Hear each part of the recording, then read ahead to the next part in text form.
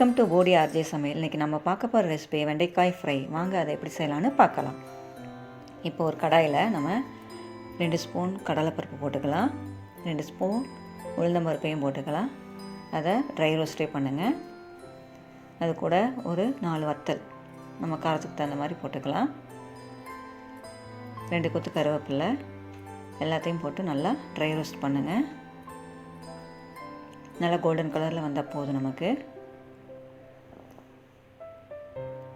இந்த மாதிரி நல்லா ட்ரை ரோஸ்ட் பண்ணிவிடுங்க.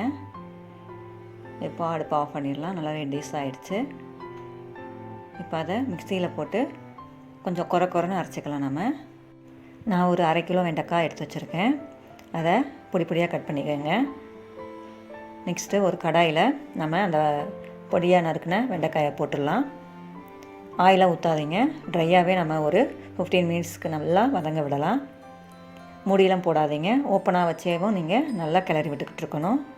இப்போ தேவையான அளவு உப்பை போட்டு நல்லா கிளறி விடுங்க. அதோட நம்ம ஒரு 2 ஸ்பூன் எண்ணெயை சேர்த்துக்கலாம். சேர்த்துட்டு அதில் நம்ம பொடி பண்ணி வச்சுருக்கிற அந்த பவுடரையும் போட்டு நல்லா கிளறி விடுங்க. இது போட்டு ஒரு 10 மினிட்ஸ்க்கு நீங்கள் மீடியம் ஃப்ளேம்லேயே வச்சு நல்லா கிளறி விடணும். நல்லா குக் ஆகணும். இந்த டைமில் ஒரு 2 ஸ்பூன் ஆயிலை ஊற்றிக்கோங்க. ஏன்னா இல்லாட்டி ரொம்ப ட்ரையாக இருக்கும், அதனால தான் நம்ம ஆயிலை ஊற்றுறோம். நெக்ஸ்ட்டு நம்ம துருவின தேங்காய் ஒரு 1/2 கப்பை சேர்த்துக்கலாம். அப்போ தான் டேஸ்ட் உங்களுக்கு நல்லாயிருக்கும்.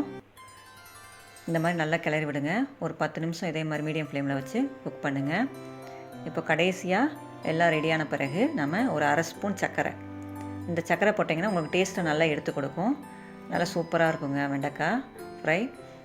இப்போது இது உங்களுக்கு சாம்பார் சாதம், ரசம் சாதத்துக்கெலாம் தொட்டுக்க சூப்பராக இருக்கும். கண்டிப்பாக ட்ரை பண்ணி பாருங்கள். இது ஒரு டிஃப்ரெண்ட்டாக இருக்கும், டேஸ்ட்டும் நல்லாயிருக்கும்.